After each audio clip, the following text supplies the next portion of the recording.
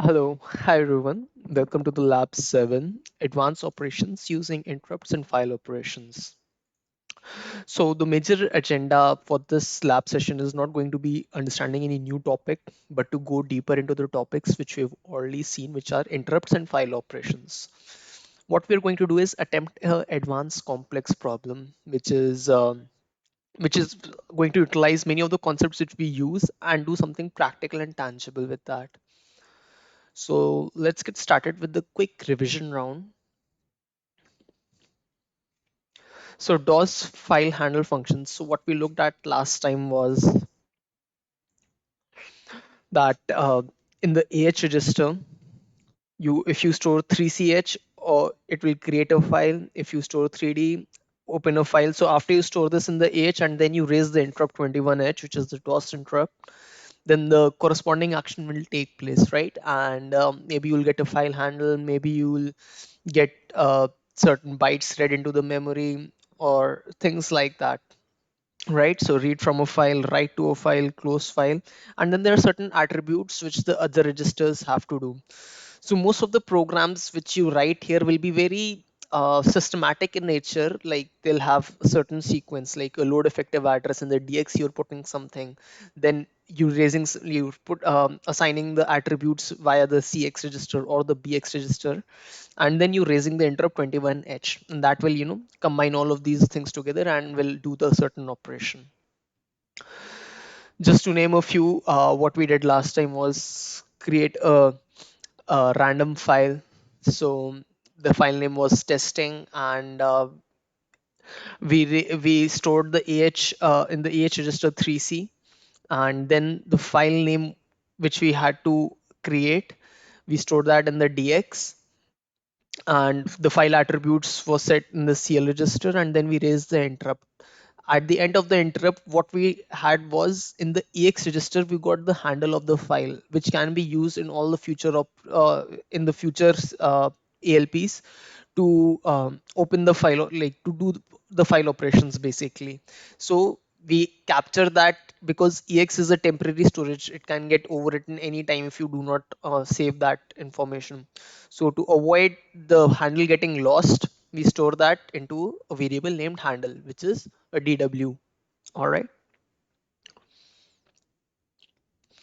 So this example is of writing into a file. Please refer back to the video if you have forgotten these concepts. Here you see reading from a file. Now, this we did in the lab session 5 about input a string from keyboard, that we define what are the max number of characters which you want the user to input.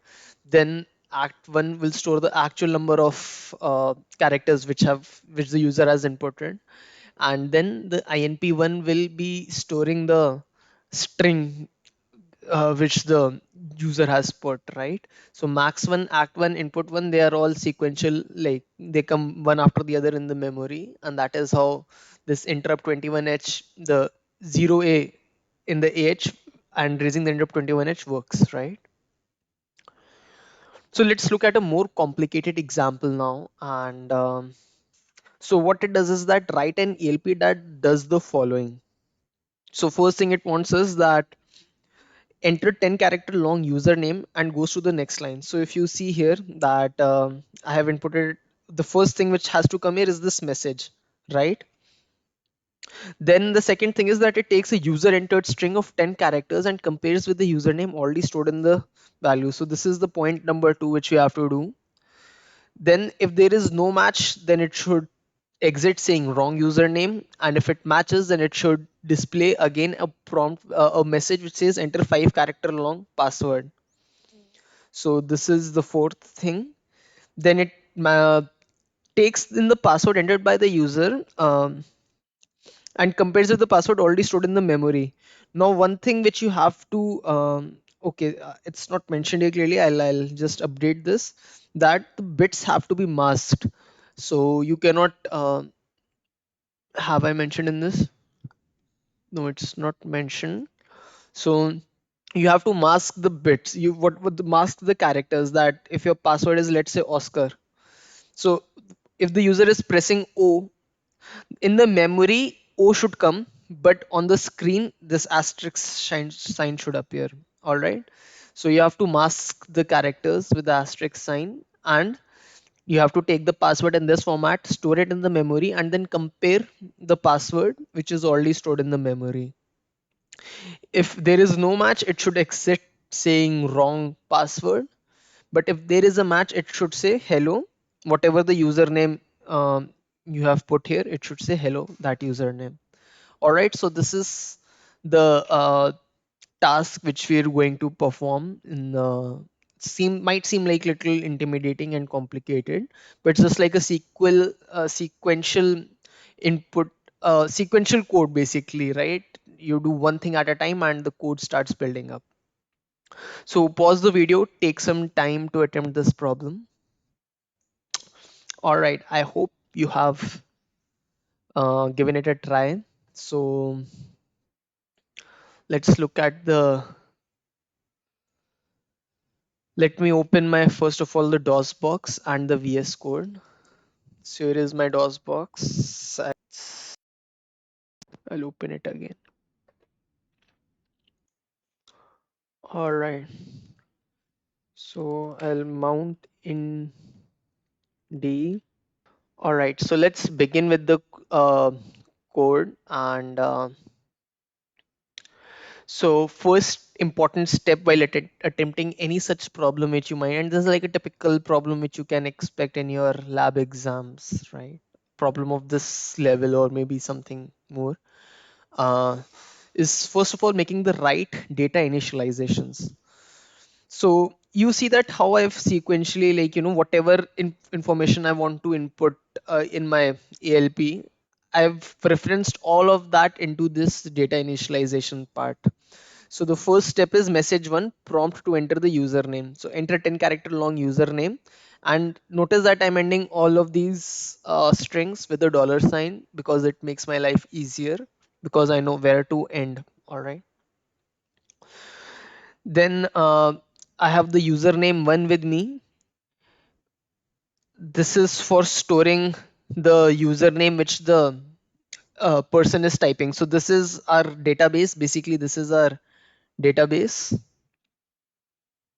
and what the user will enter, we'll capture it in this input one, and then we'll compare these two things. We'll make a comparison between these two things. All right. Then we have for the password the similar thing. We have a message to enter the 5 character long password, and this is our database entry, DB entry, and this part is for uh, storing the password. All right. And then so the which the user has inputted, and then we'll compare these two things. All right. You'll notice one thing that we have changed here is max one, act one. Like we don't have them. You might be wondering like why we are doing this. Even I got confused for a second, but then I realized that because we have to mask the bits. All right. So as we progress, you'll notice that why we do not max one act, why we do not want max one act one, because it's, we don't want to recognize the character, we do not want to recognize the whole string at once. Rather, we want to do it character by character so that we can keep on masking it and storing it in the memory. All right. So you will see when we go to that part of the code. And then for the final part, hello, and hello is there, and then we will show the username also, the username which is given in input one. And finally, few messages, message 4 and message 5 for wrong username, wrong password. And then you might have already seen this, or I'm introducing it right now, that anytime you want to like do a carriage return, we want to go to the next line, a standard way of doing this is printing this string out. If you print n line, which is nothing but 0a, 0d, and a dollar sign, right? So anytime you print this string onto the terminal, all right, so a new line will come. Okay. So let's do that, and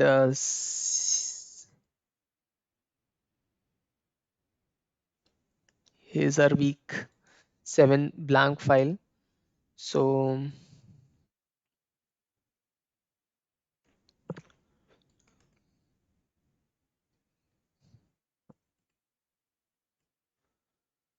I'll just expand this so that it comes in a single line. All right.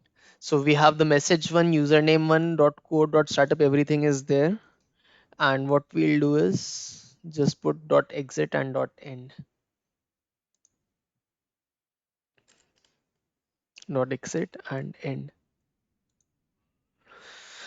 So I'll save the code and week 7 c1.asm. So ml week 7 c1.asm. Okay. And now is the time to go to debugx. Open week 7 c1.com. All right. So the first thing which we have to see is, like, since there is no code, so unassembler would not return anything. But what we wanted to see is the memory locations, right? So message one will be point starting from somewhere here. Uh, one from somewhere here, right? I think you are already having a lot of experience in checking this now. So enter 10 character long username. So this is message one, and then I have the username one with me, which is anub@g.com. Then I have um, max one, act one, and input one. Okay, so the max one will be storing 20. Where it go? Max one will be storing 20. So this is in decimal, right? So in hexadecimal, you can see the corresponding thing here. 14, right? 14. 00, and then we have duplicated uh, 20 times this dollar sign. Okay, then we have the enter 5 character long password, which is again db. Then we have the password itself, Oscar, and then we have 30 places for placeholder for inputting the password, right? Finally, we have the hello string. So if I run it once again, we can see the hello string, the wrong username and the wrong password, and the new line thing coming here, right? Dot dot dollar. This one corresponds to the new line. So this goes with our data initialization part. Now, since I've already attempted the problem, therefore I am showing you the first time. But when you are attempting a new problem, this might not be very obvious, like what all things need to go. So begin with the very small step, like, just by writing message one, enter 10 character long username, and try printing that. Okay. So now let's display the first message on the screen. For that, for displaying the message one, will do, load in the dx the message one, and then we'll put 09, and then raise the interrupt. And for adding a new line after the message, the same n line, will the same thing, but instead of message one, we'll do the n line. So let's do that. So now in our unassembler, we'll have the code 014 where it is starting, and we want to execute till this point 0110. All right, because ah4c and n21, um, we want to execute our code till 0110. So for that, G0110. So it's doing what is expected, enter 10 character long username, and then it's going to the next new line and it's printing out all these register values. All right. So next step is take input from the user and store it in input one. So for that, we already know the operation, that max one, put that into the dx, put 0 into the ah, and then raise the interrupt, and whatever user will input now will, we can see that uh, into the in the memory somewhere, right? So let's do that. This time I have to execute the code. Did not it get saved? I think I forgot to save it. Control S. Okay.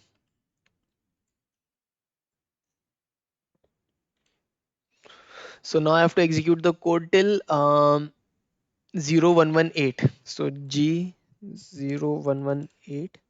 So it's asking enter 10 character long username and it's wanting me to input something, right?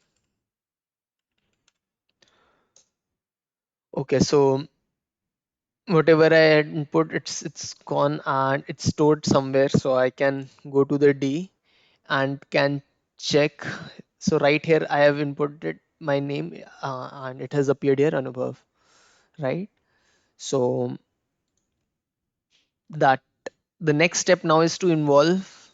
The next step is to take input from the user and time for doing a conditional check. So let's compare the entered username with the stored username. For that, we have done the string operations. Now it's time for doing a conditional check and let's compare the entered username with the stored username. So for that, it's always best to, oops. It's always best to, first of all, let's just clear the direction flag and then what we're doing is in DI and SI, in DI we have the uh, uh, username which we have input from the user, and this is the one which we have stored in our database. And since we have already told in that it should be 10 character long, therefore we'll just compare the CX to 11, including that sign, and we'll repeat uh, the whole operation as long as both are equal. So if both are equal, it will go on comparing.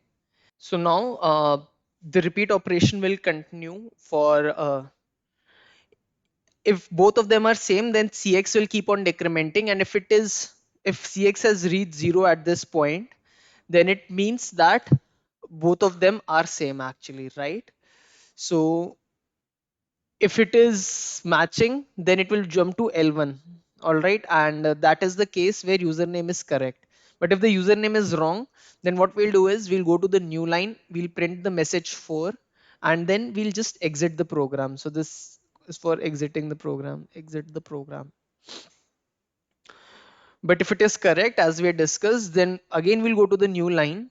And this time what we'll do is print the message 2, which is regarding the enter the password message.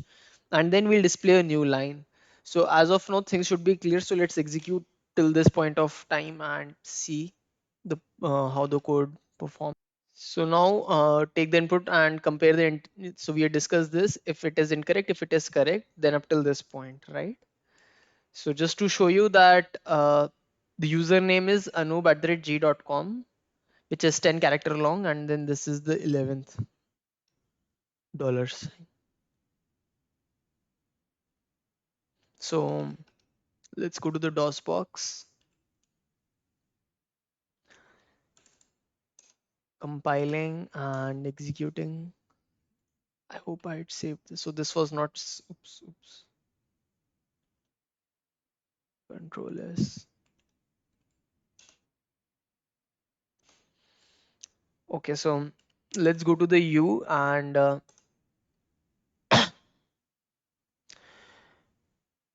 AH4C. So I see AH4C written, which is definitely corresponding to this message here, 21H. So I have to press enter once again.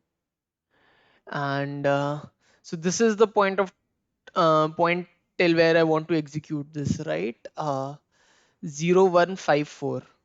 So anytime you're feeling confused till, if the code is becoming very long and you're getting confused, so a good technique for doing that is just, print some same instructions and then, so here I see that this is the last part, LE.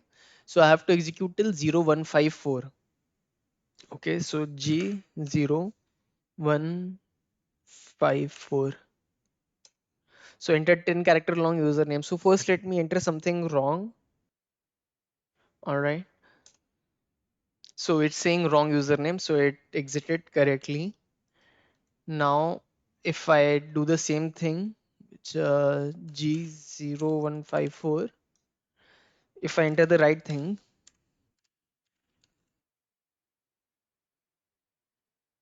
so it's coming to the point, enter 5 character long password. All right. So now the last part of it, very similar to what we had done in the password, but this time you have to mask the characters. So you have to understand that how we are doing this masking thing. So we are taking input character by character. So AH08H. In AH, if you put 08H, it will ask you to input a character without an echo, right? So once you have raised this interrupt in your AL, your character will get stored. So that character you're moving into the DI, and see what you have initialized to DI is the input 2. So that's why we did not put any max to or actual 2. It's just that DI is pointing to input 2. So when you do this operation, whatever character you have stored, that gets stored into the input 2 memory location, right?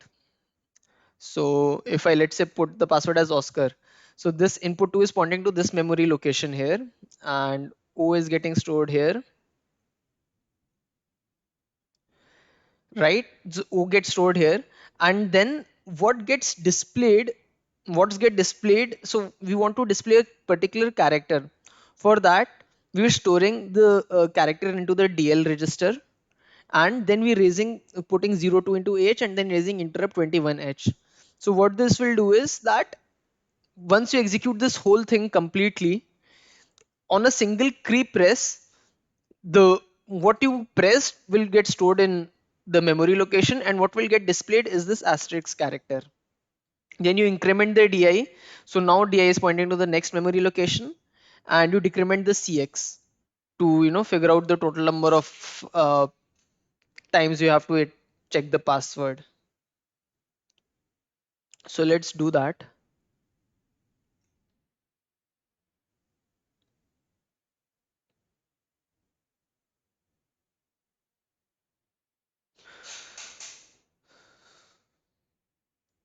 So we'll take the password prompt and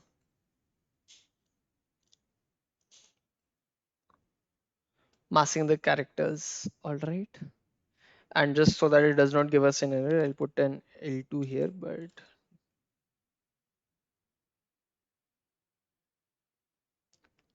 okay, so let's execute this.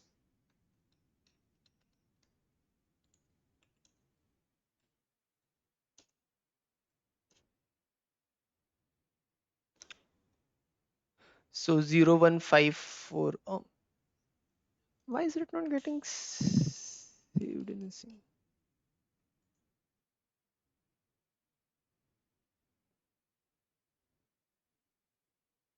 Acha, it's giving some error, right? Okay, sorry. So it has to roll back.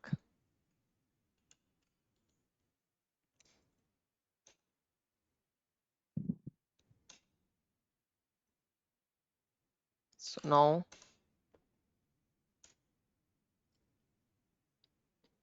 we have to execute it till 016B. So G 016B.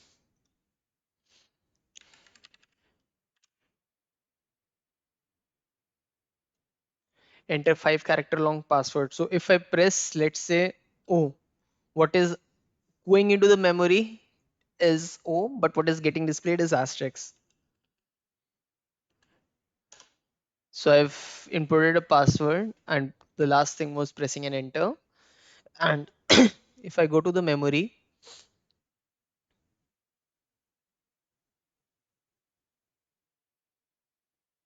okay, so dot exit and dot, acha, okay, here I see. So long password, and here I can see the password which I had inputted. Oscar has come here. So first Oscar belongs to the one which was stored here, and the input to the one which I have put just now comes after that, right after that. All right, so it's coming into the memory, and the last part would be to just compare the two passwords. So compare the entered password to the stored password. So if the password is correct, so this is very similar operation, so no need to discuss that. It's very similar to comparing the username.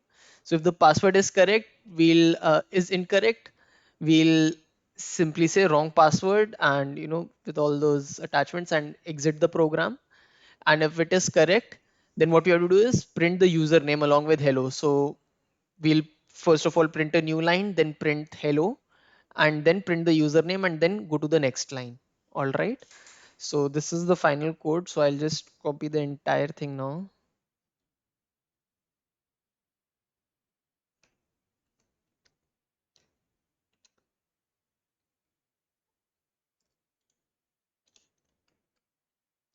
Okay. So take the password and compare the entered password with the stored password. If the password is incorrect, display wrong message. So which is contained in message 5, and if it is correct, then display the greeting message and the username. All right.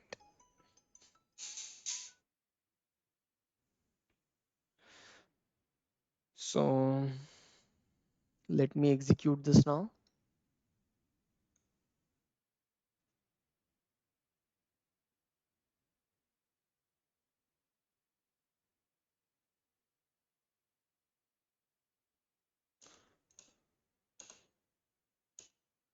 So we have to execute till 01AF. All right. So G01AF. So let me first of all put the right username and the password. So enter 5 character long password. I've put that as Oscar. So if I just do that and press enter, so it's giving hello uh, correctly. And if I execute it once again, G01AF, this time noob@j.com, enter 5 character long password. I'm entering something wrong now. So it's saying wrong password and program terminated normally. All right. So now based on this, it's time for the lab tasks. So what you have to do is in the lab task, let me clear the screen.